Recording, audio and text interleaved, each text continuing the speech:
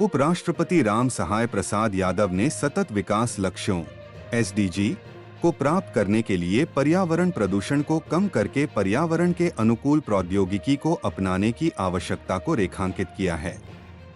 उपराष्ट्रपति यादव ने गुरुवार को विश्व पर्यावरण दिवस के अवसर पर शुभकामनाएं देते हुए कहा कि पर्वतीय क्षेत्र में जलवायु परिवर्तन के कारण बर्फ की मात्रा में कमी आई है और जंगलों के विनाश ने जैव विविधता के लिए खतरा पैदा कर दिया है। उन्होंने कहा, नदियों और जल संसाधनों की दूषित स्थिति ने सुरक्षित पेयजल की कमी पैदा कर दी है। हम अत्यधिक वर्षा, ओलावृष्टि, सूखा और सूखे जैसी समस्याओं का सामना कर रहे हैं। तराइन धिस क्षेत्र में भूजल स्रोत सूख रहे हैं या जल स्तर नीचे चला गया है।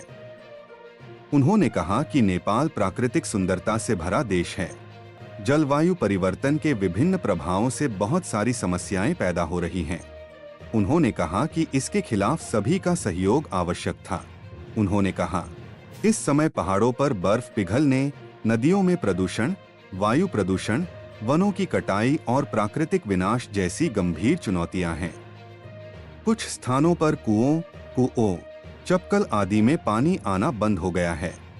इस संदर्भ में स्थानीय सरकार, निजी क्षेत्र और नागरिक समाज के बीच सहयोग आवश्यक है।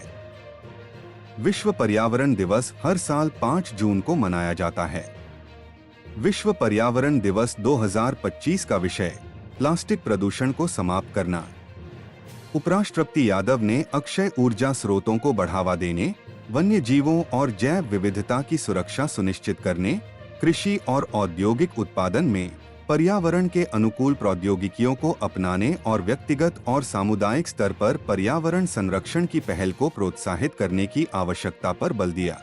पर्यावरण संरक्षण को न केवल सरकार की बल्कि हम सभी का साझा कर्तव्य बताते हुए उन्होंने कहा कि हर कोई अपने दैनिक जीवन में छोटे छोटे बदलाव करके पर्यावरण के सुधार में महत्वपूर्ण योगदान दे सकता है।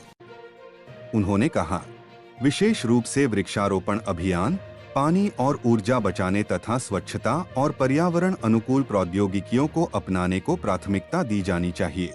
उन्होंने कहा कि पर्यावरण की रक्षा में सभी का योगदान समान रूप से महत्वपूर्ण है, लेकिन युवाओं की भूमिका इससे भी बड़ी है।